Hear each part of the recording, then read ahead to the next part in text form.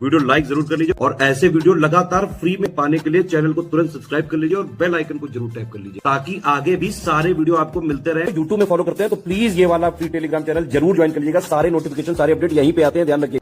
Hello friends, exam preparation में मैं प्रियंका एक बार फिर से आप सभी का स्वागत करती हूं और आज हम लोग कंटिन्यू करने वाले हैं टॉप 500 MCQs की जो सीरीज़ है और इन्वायरमेंट के क्वेश्चन हम लोग सॉल्व कर रहे हैं।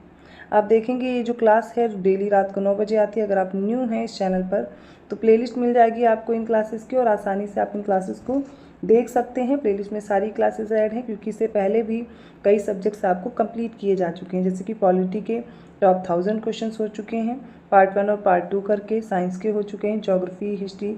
तो आप जब क्लासेस देखेंगे पिछली आपको पता चल जाएगा कि डेली नाइट में हम लोग कुछ क्वेश्चन सॉल्व करते हैं।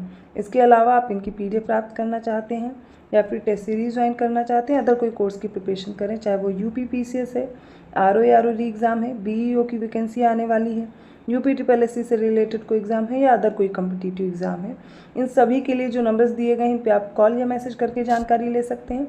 अदरवाइज़ आपको गूगल प्ले स्टोर से स्टडी फॉर सिविल सर्विसेज का ऐप डाउनलोड करना है। आपको वहाँ पर सारे कोर्सेज मिल जाएंगे। जो भी कोर्स प्रिपेयर कर रहे हैं आपको अगर परचेज़ करना है तो ज्ञान से कूपन कोड अप्लाई करते ही 20% का डिस्काउंट मिल जाएगा।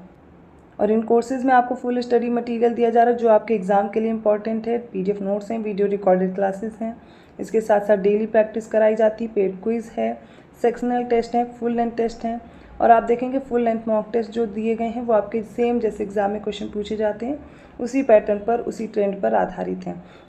तो आपको वो कंटेंट चूज़ करना इंपॉर्टेंट हो जाता है जो आपके सिलेक्शन के लिए इंपॉर्टेंट है, ना कि आप ऐसा कंटेंट पढ़ें जो कि आपको अच्छा तो लग रहा हो लेकिन सिलेक्शन के लिए सही ना हो।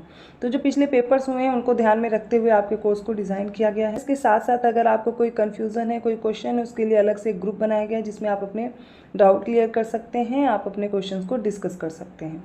अगर आप UP पुलिस कांस्टेबल की प्रिपरेशन करना चाहते हैं, बहुत जल्दी आपका एग्ज़ाम होने वाला है, तो ज्ञान सर एजुकेशन ऐप में आपको अवेलेबल है कोर्स। मात्र 100 रुपये में आपका कोर्स है और मात्र 50 रुपये में टेस्ट सीरीज़ भी अवेलेबल है। अदर किसी जानकारी के लिए आप कमेंट करके पूछ सकते हैं। चलिए आज की क्लास स्टार्ट करते हैं। आज के सेट का जो पहला प्रश्न है उसे सबसे पहले देखते हैं। तो इसमें पूछा गया है, भारत में वर्षा वन अनुसंधान संस्थान निम्नलिखित में से किस स्थान पर स्थित है? Option A Port Blair, option B है जोरहट, ऑप्शन सी तिरुवनंतपुरम और ऑप्शन डी है कोयम्बटूर। और राइट आंसर हो जाएगा ऑप्शन बी, जोरहट में वर्षा वन अनुसंधान संस्थान स्थित है। 437 क्वेश्चन है, निम्नलिखित में से कौन एक भारत में जैव विविधता का हॉट स्पॉट है?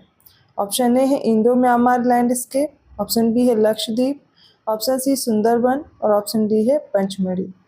राइट आंसर हो जाएगा ऑप्शन ए, जो भारत म्यांमार का क्षेत्र है वो भारत में जैव विविधता का हॉट स्पॉट क्षेत्र होता है। नेक्स्ट क्वेश्चन है, भारतीय चारागाह और चारा अनुसंधान संस्थान कहाँ पर स्थित है? कई बार पूछा गया है। ये उत्तर प्रदेश के एक डिस्ट्रिक्ट में है जो कि आपको याद रखना। ऑप्शन ए है देवरिया, ऑप्शन बी है झांसी, ऑप्शन सी है वाराणसी और ऑप्शन डी है गोरखपुर। राइट आंसर हो जाएगा ऑप्शन बी, झांसी में स्थित है। 439 क्वेश्चन है, निम्नलिखित में से किस राज्य में चंदौली राष्ट्रीय उद्यान स्थित है? ऑप्शन ए है उत्तर प्रदेश, ऑप्शन बी है मध्य प्रदेश, ऑप्शन सी है महाराष्ट्र और ऑप्शन डी है उत्तराखंड। करेक्ट आंसर इसका हो जाएगा ऑप्शन सी, महाराष्ट्र में है चंदौली राष्ट्रीय उद्यान।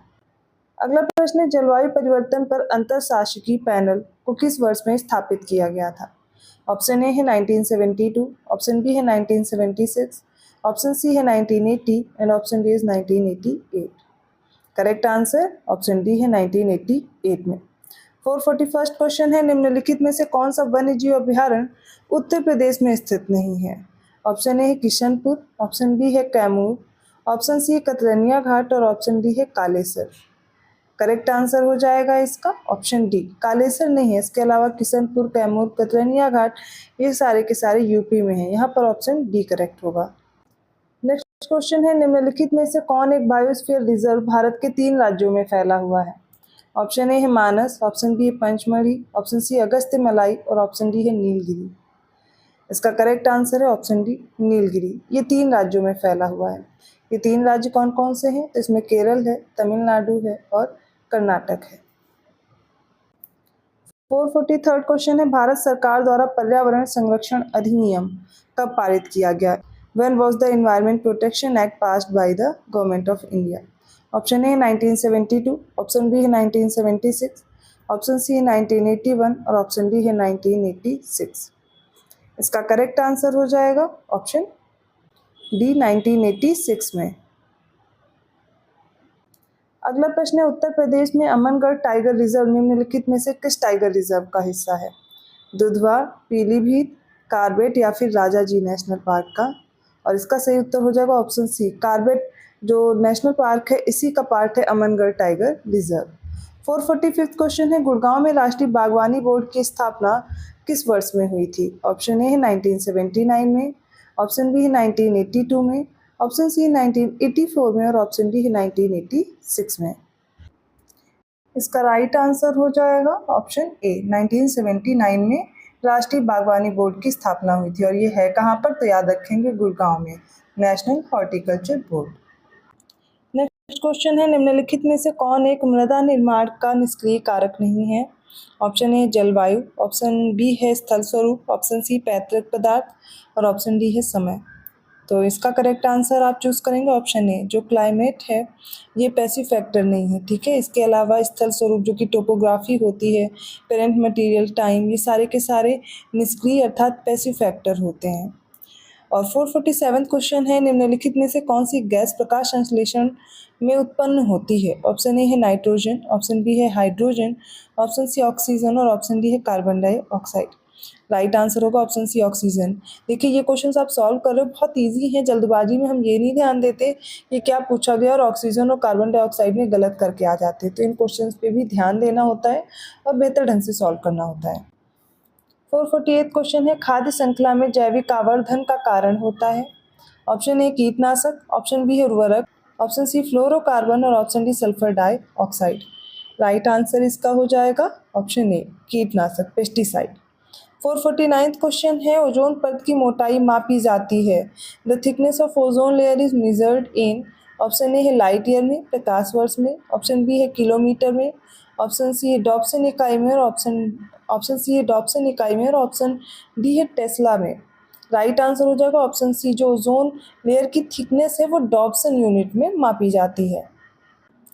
नेक्स्ट क्वेश्चन है राष्ट्रीय पर्यावरण अभियांत्रिकी शोध संस्थान कहाँ स्थित है?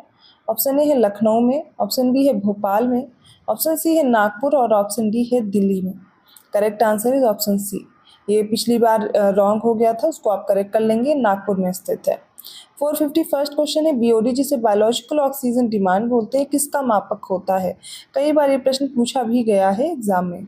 ऑप्शन ए जल में कार्बन की जो पदार्थ होते हैं उनका, ऑप्शन बी है जल में उपस्थित रोगाणु का, ऑप्शन सी जल में अकार्बनिक पदार्थ का या फिर ऑप्शन डी जल में उपस्थित ऑक्सीजन का। और राइट आंसर भी यही है ऑप्शन डी, जल में उपस्थित ऑक्सीजन मापने के लिए बीओडी जो होता है एक यूनिट होती है इसको मेजर करने के लिए। ऑप्शन डी करेक्ट है।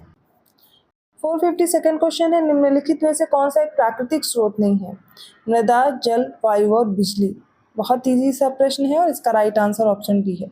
आगे बढ़ते हैं, निम्नलिखित युग्मों में से कौन सा एक सही सुमेलित है? तो जैव निम्नीकरण वेस्ट दिया गया क्लोरोफ्लोरोकार्बन होता है। ऑप्शन बी ओजोन कमी अर्थात रिक्तता होती है तो यूवी किरणों से रक्षा होती है।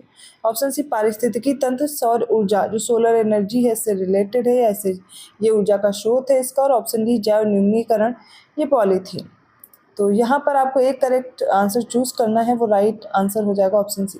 इकोसिस्टम की अगर बात की जाए तो सोलर एनर्जी मोस्ट इंपॉर्टेंट है, जिससे क्या करते हैं प्रोड्यूसर जो होते हैं वो अपना फूड बनाते हैं और आगे फूड चेन चलती है, तो ये तो इंपॉर्टेंट हो गया। ओजोन कमी से यूवी किरणों से रक्षा होगी, ये गलत है। ओजोन लेयर डिप्लीशन से यूवी किरणों से रक्षा नहीं, अर्थात ये हमारे लिए हार्मफुल होता है, इसलिए गलत दिया गया है। और जैव न्यूनीकरण वेस्ट के बारे में जो पॉलीथीन और क्लोरोफ्लोरोकार्बन दिए गए ये गलत दिए गए हैं। तो जो बायोडिग्रेडेबल वेस्ट होते हैं उनमें क्या क्या होगा, जैसे घरेलू कचरा हो गया, ठीक है, जैव चिकित्सीय जो उत्पाद हो गए, जो अपशिष्ट होते हैं वो क्या कहलाते हैं, बायोडिग्रेडेबल वेस्ट। लेकिन नॉन बायोडिग्रेडेबल वेस्ट में कौन कौन से आते हैं, प्लास्टिक, पॉलीथीन, कांच, ये सब आते हैं। तो यहाँ पर जो बायोडिग्रेडेबल दिया गया ये भी गलत है, और जो जैव निम्नीकरण वेस्ट दिया गया ये भी गलत है। इसमें क्या आएंगे, घरेलू कूड़ा कचरा जो आता है, ठीक है, पत्ते वगैरह, ये सब चीज़ें अपशिष्ट में आती, वेस्ट में आती हैं। अगला प्रश्न है निम्नलिखित में से कौन से जीव समूह सर्वाधिक जैव विविधता होती है? ऑप्शन ए मत्स्य की, ऑप्शन बी उभयचर की, ऑप्शन सी स्तनधारी या फिर ऑप्शन डी है कवक की। तो इसका करेक्ट आंसर आप देखेंगे 454 का राइट आंसर होगा ऑप्शन डी, जो फंगाई है इसमें सबसे ज़्यादा बायोडाइवर्सिटी पाई जाती है, हाईएस्ट बायोडाइवर्सिटी वाला ऑर्गेनिज्म है। ठीक है, आज के सेट का लास्ट क्वेश्चन है, निम्नलिखित में से कौन सा पारिस्थितिकी तंत्र के लिए सत्य है? ऑप्शन ए दोनों ऊर्जा का प्रवाह और खनिजों का चक्रण, ऑप्शन बी केवल ऊर्जा का प्रवाह, ऑप्शन सी केवल खनिजों का चक्रण, ऑप्शन डी इनमें से कोई नहीं। तो राइट आंसर है इसका ऑप्शन ए, दोनों ऊर्जा का प्रवाह और खनिजों का चक्रण आता है। ठीक है, तो ये आज के एनवायरनमेंट के क्वेश्चन है इंपॉर्टेंट। लगभग हम लोग कई सब्जेक्ट के टॉप 500 क्वेश्चन की सीरीज कर रहे थे और उसी को कंटिन्यू कर रहे थे। ये जैसे ही कंप्लीट हो रही है, अब मैं आपके लिए नई सीरीज स्टार्ट कर रही हूँ यूपी पीसीएस के लिए। अब आपके पास 60 डेज हैं और क्या बेस्ट का हो सकता है जिससे आप अच्छे से अच्छे मार्क्स ला सकें, उसके लिए मैं स्ट्रैटेजी भी डाल रही हूँ। आज दोपहर वाली क्लास अगर आपने नहीं देखी तो ज़रूर देख लीजिए, बहुत इंपॉर्टेंट थी। उसमें मैंने बताया है क्या स्ट्रैटेजी है, किन सब्जेक्ट्स का वेटेज है और कैसे आप यूपी पीसीएस का एग्ज़ाम इन 60 डेज़ में बेहतर स्ट्रैटेजी के साथ आप क्वालिफाई कर सकते हो। और वो आपके लिए काफ़ी हेल्पफुल रहेगा वीडियो, वो भी देखिए। और इसके साथ साथ अब नए इनिशिएटिव अब स्टार्ट हो रहे हैं यूपी पीसीएस एग्ज़ाम को टारगेट करते हुए। तो लास्ट के 60 डेज़ में रिवीजन करेंगे या मोस्ट इंपॉर्टेंट वही टॉपिक अब पढ़ेंगे जो एग्जाम में पूछे जाने की ज़्यादा से ज़्यादा संभावना है। और उसके साथ में अब हम लोग मॉक टेस्ट सॉल्व करेंगे जो आपके यूपी पीसीएस एग्जाम में वहीं से प्रश्न बन के आ जाएं, जो आपके लेटेस्ट ट्रेंड और पैटर्न के अनुरूप से हों। यूपी पीसीएस के लिए टेस्ट सीरीज ज्वाइन करना चाहते हैं या फिर अदर कोई कोर्स ज्वाइन करना चाहते हैं तो आप गूगल प्ले स्टोर से स्टडी फॉर सिविल सर्विसेज का ऐप डाउनलोड करके अपने कोर्स को परचेज कर सकते हैं। इसके अलावा और भी कुछ स्ट्रैटेजीज पड़ी हुई हैं या फिर आरओ री एग्ज़ाम के लिए भी कई वीडियोस पड़े हैं इस चैनल पर जो आपके लिए हेल्पफुल रहेंगे, वो भी आप देख करके। और हाँ, मेरे पास कमेंट आया था कि जो प्लेलिस्ट है वो कौन कौन सी फॉलो करनी है आगे एग्ज़ाम के लिए, उसके लिए मैं अलग से वीडियो दे दूँगी, तो वो आप देख लीजिएगा क्या क्या प्लेलिस्ट आपको, कौन कौन सी प्लेलिस्ट आपको फॉलो करनी है, इसके अलावा और क्या क्या चीज़ें आगे आपको मिलने वाली हैं जो हेल्पफुल रहेगा। और कब हम लोग लाइव सेशन से जुड़ेंगे जिससे आप के जो डाउट हों या फिर कोई क्वेश्चन हो तो वो आप मुझसे डायरेक्ट कर सकते हैं। मैं मिलती हूँ अगली क्लास में, तब तक के लिए धन्यवाद।